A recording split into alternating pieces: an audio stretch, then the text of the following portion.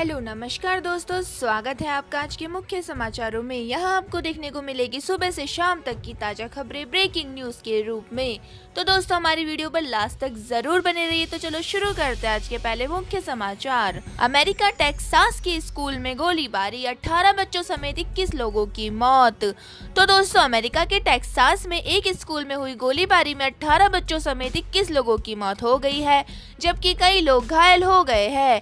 CNN के मुताबिक school में फायरिंग करने वाले 18 साल के शख्स को पुलिसकर्मियों ने मार गिराया है।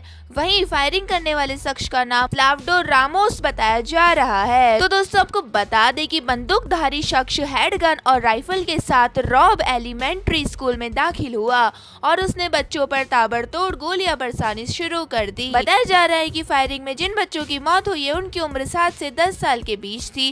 सभी दूसरी से तीसरी और चौथी क्लास के छात्र थे। तो दोस्तों टेक्सास के गवर्नर ने बताया कि रॉब एलिमेंट्री स्कूल में 18 साल के एक शख्स ने मासूम बच्चों पर फायरिंग की है। यह घटना दोपहर के वक्त हुई है। जैसे ही गोलीबारी की खबर स्थानीय प्रशासन को हुई, तुरंत मौके पर फोर्स को भेज दिया गया है। तो दोस्तों अमेरिका के राष्ट्रपति जो बाइडेन ने इस घटना पर दुख जताया और कहा, एक राष्ट्र के रूप में हमें पूछना होगा कि भगवान के नाम पर हम कब बंदूक की लॉबी के खिलाफ खड़े होंगे और हमें क्या करने की जरूरत है। माता पिता अपने बच्चों को फिर कभी नहीं देख पाएंगे। इसी के साथ दोस्तों चलते हैं आज के अगले मुख्य समाचार की ओर। असम बाढ़ में मरने वालों की संख्या 26 तक पहुंची। 7 जिलों में 5,80,000 से ज्यादा लोग प्रभावित। तो दोस्तों असम में बाढ़ की स्थिति में मंगलवार को थोड़ा सुधार देखने को मिला है। हालांकि बाढ़ में 2 और लोगों की मौत हो गई है और 17 जिलों में 5.8 लाख से अधिक लोग प्रभावित हुए हैं।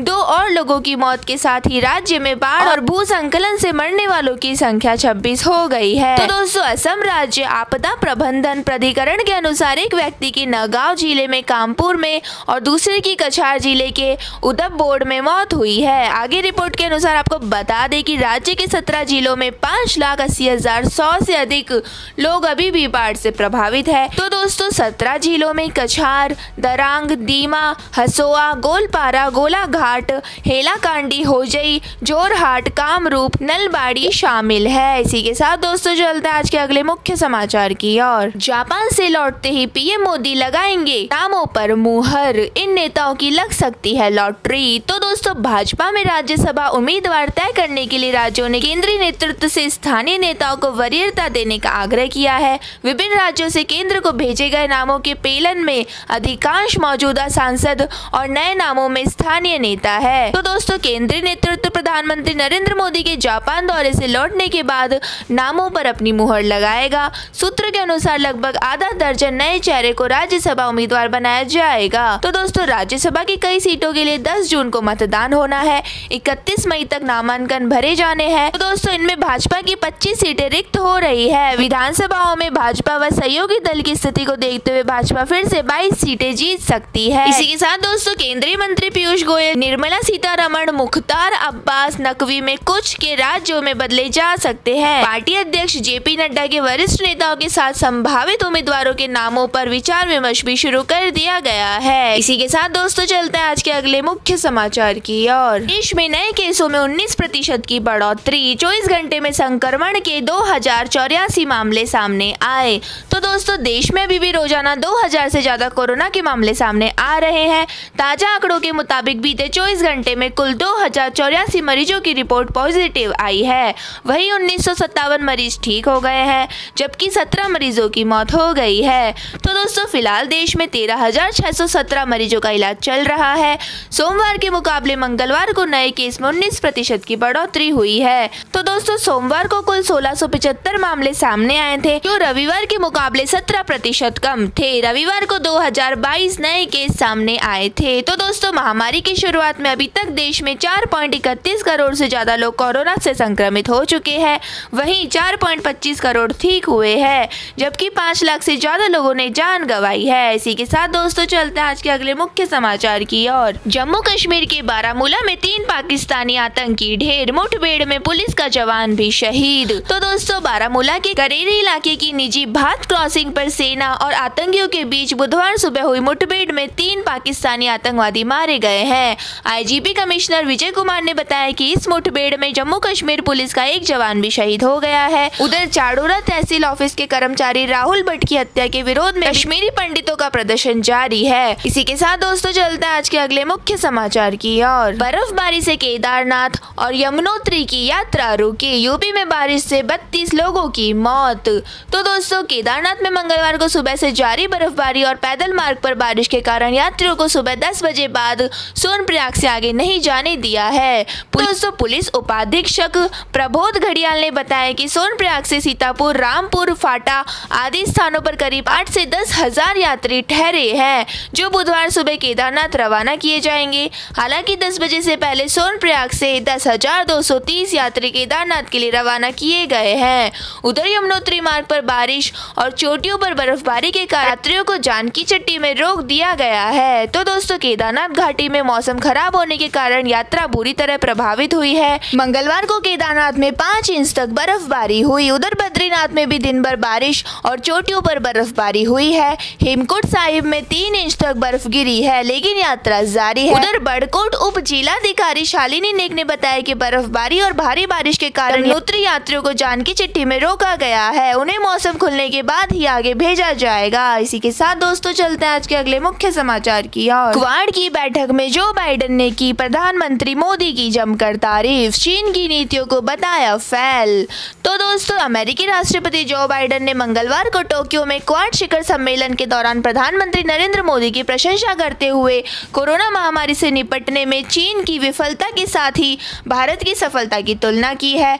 तो दोस्तों एक वरिष्ठ अधिकारी ने नाम नहीं छापने की शर्त पर कहा है कि जो बाइडेन ने कोविड-19 सफलतापूर्वक और लोकतांत्रिक तरीके से संभालने के लिए पीएम मोदी की प्रशंसा की है। तो दोस्तों बाइडेन ने बैठक में कहा कि यह मिथक है कि चीन और रूस जैसे निरंकुश लोग तेजी से बदलती दुनिया को बेहतर तरीके से संभाल सकते हैं, क्योंकि उनका नेतृत्व लंबी लोकतांत्रिक प्रक्रियाओं से गुजरे बिना ही निर्णय ले सकता है और लागू कर सकता है। पीएम मोदी की सफलता ने दुनिया को दिखा दिया है कि लोकतंत्र इसे दूर कर सकता है और इसका भांडाफोड़ कर सकता है। इसी के साथ दोस्तों चलते हैं आज के अगले मुख्य समाचार की ओर। राम गोपाल वर्मा पर धोखाधड़ी का केस दर्ज, फिल्म मेकिंग के नाम पर पैसे लेकर वापस ना करने का है आरोप। तो दोस्तों फिल्म मेकर राम गोपाल वर्मा मुश्किलों से घिरते नजर आ रहे हैं। रिपोर्ट के अनुसार डायरेक्टर पर धोखाधड़ी का मामला दर्ज हुआ है। दरअसल वर्मा ने एक प्रोडक्शन हाउस के मालिक से 56 लाख रुपए लिए थे। इसके बाद उन्होंने प्रोडक्शन हाउस के मालिक को पैसा नहीं लौटाया है। शिकायत के बाद वर्मा के खिलाफ तेलंगाना के मियापुर पुलिस स्टेशन में मामला दर्ज हुआ है। तो दोस्तों शिकायतकर्ता के मुताबिक राम गोपाल वर्मा ने 2020 में तेलुगु फिल्म दिशा की मेकिंग के लिए पैसे उधार लिए थे, लेकिन वर्मा ने यह पैसे मुझे नहीं लौटाए हैं। तो दोस्तों शिकायतकर्ता ने आरोप लगाया कि मैंने डायरेक्टर पर विश्वास कर 28 लाख फिर से ट्रांसफर किए। उस समय वर्मा ने वादा किया था कि वह फिल्म दिशा की रिलीज के दिन या उससे पहले 56 लाख रुपए पूरे वापस कर देंगे, लेकिन दोस्तों उसने आरोप लगाया कि वर्मा ने मुझे झूठे प्रलोभन देकर मुझसे पैसे लिए हैं। इसी के साथ दोस्तों चलते हैं आज के अगले मुख्य समाचार की ओर। बॉर्डर के ठेकों पर शराब पर छूट होगी बंद, दिल्ली में सस्ती शराब से यूपी में बड़ी तस्करी, इसे रोकने पर हुई 2 राज्यों की बैठक।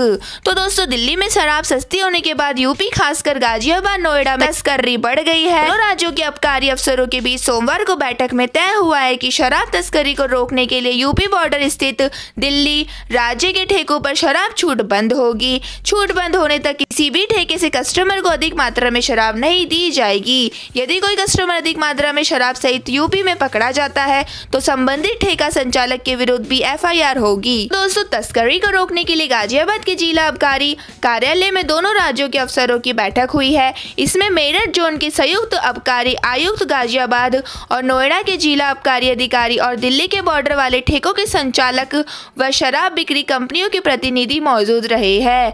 संयुक्त आबकारी आयुक्त ने दिल्ली के संचालकों को निर्देश दिया है कि वह खरीदारों को अधिक मात्रा में शराब ना दे, साथ ही शराब के मूल्य पर जो भारी छूट दी जा रही है उसे शीघ्र ही बंद किया जाए। इसी के साथ दोस्तों चलते हैं आज के अगले मुख्य समाचार की ओर। अब चंपारण से पीके खोजेंगे गांधी का रास्ता, जल सुराज को सफलता मिली तो बनाएंगे अपना नया दल।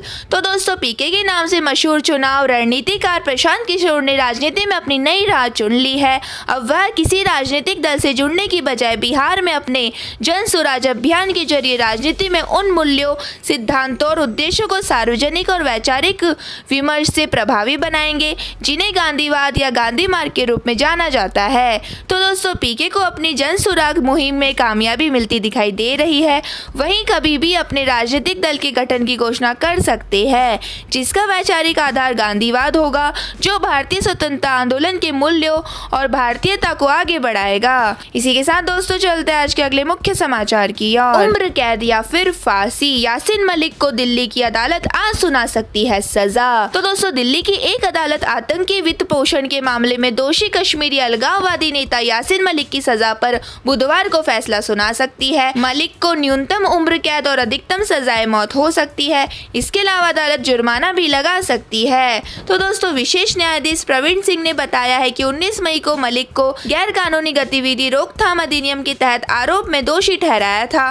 पटियाला हाउस स्थित विशेष न्यायाधीश ने NIA अधिकारियों को उनकी वित्तीय स्थिति का आंकलन करने का निर्देश दिया था, ताकि जुर्माना की राशि निर्धारित की जा सके। इससे पहले 10 मई को मलिक ने अदालत में कहा था कि वह खुद के खिलाफ लगाए गए आरोपों का सामना नहीं करना चाहते हैं। उसने अपना जुर्म कबूल लिया था। मलिक इस वक्त दिल्ली के तिहाड़ा जेल में बंद है। तो दोस्तों, मलिक पर धारा 16 आतंकवादी गतिविधि, धारा 17 आतंकवादी गतिविधि के लिए धन जुटाना, धारा 18 आतंकवादी कृत्य की साजिश रचना, उसी के साथ धारा 20 आतंकवादी समूह या संगठन का सदस्य होने का आरोप है।